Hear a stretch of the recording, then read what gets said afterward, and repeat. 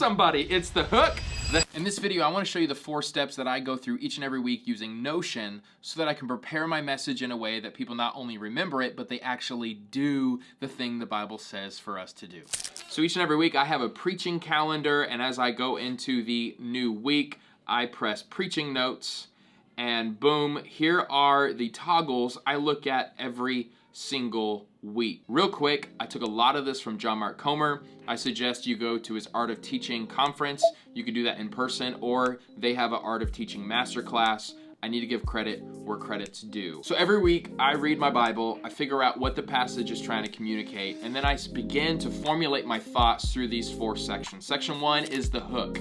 This is the attention grabber. I say this all the time. In order to grab attention, you must first grab attention. What makes this person curious? Or you don't have to make them curious. What you can do as well is make them furious. So when I do a hook, it can be a story. I'm really bad at like personal narrative stories. So for me, I love to look at like something in the culture, something in history, statistics, data, some sort of statement, and then walk through what I meant by that. But you're not teaching the whole thing. All you're doing here is making them get a little bit bothered. I write down a few ideas about my intro hook, and then you have the head movement. So for me, I like to preach from a text. So for me, it would be 1 Peter 3. You begin just to mind dump. I paste commentary quotes. It's everything that's really brainy. So if you did a good enough hook, you're able to then just get a little bit nerdy and be really smart.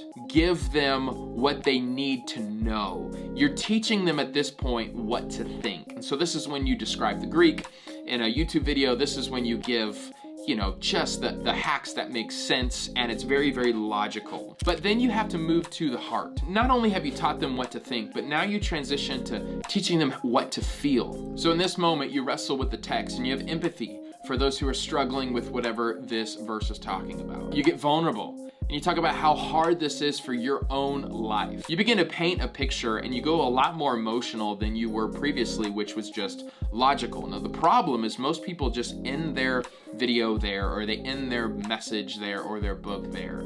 Now that's great. You really evoked an emotion. But in our culture today, we don't know what to do next, right? We're not mature enough to take an emotion and now go, okay, here's how my life's going to change this week. And so that moves into the hand movement. So for us, this is a probing question. So this can be when the music's playing, but then you make them have time with God in that moment. You make them ask themselves a few really, really hard questions. Most Baptist pastors, we just skip this part. A lot of people skip this part because it's so fun to end on such a high note, but it's not helpful for your people. So you can have a probing question, but we also love to do the most is a practice of Jesus. So, okay, now that you've heard all of this, this is what you are to do. Now, just to kind of give you an overview of what I've done with my book, section 1 is very heady. A lot of people in my book, I feel a lot of condemnation about this, but a lot of people say like, oh, section 1 was my least favorite, and I just go, okay, whatever. But section 1, I try to say like, what is the gospel? What are different anxieties we have? It is very heady. Hello? Can you get me a Freddy's burger? Where was I? So the title is the hook. How do you be a non-anxious pastor? And my intro was trying to hook you in, especially chapter 1 as well, to talk about what I thought was a heart attack. Then it was the head. Let's get knowledge. Let's get heady here. But then I moved to the heart. So section 2 was about the pastor's identity. So I really talked about some vulnerable things for me, about my struggle of chasing greatness instead of choosing goodness, right? Of the anxiety I get from trying to carry the weight instead of care and weight.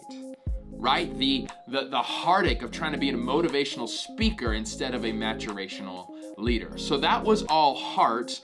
And then the last section of my book, I transitioned to the hands.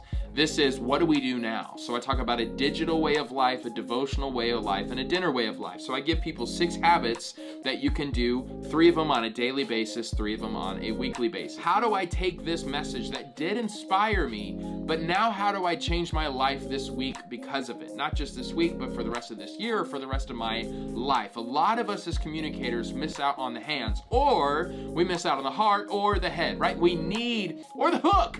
If you don't do the hook, man, if I had a bad hook, you wouldn't even be watching this right now, right? It's all about all 4 of those things.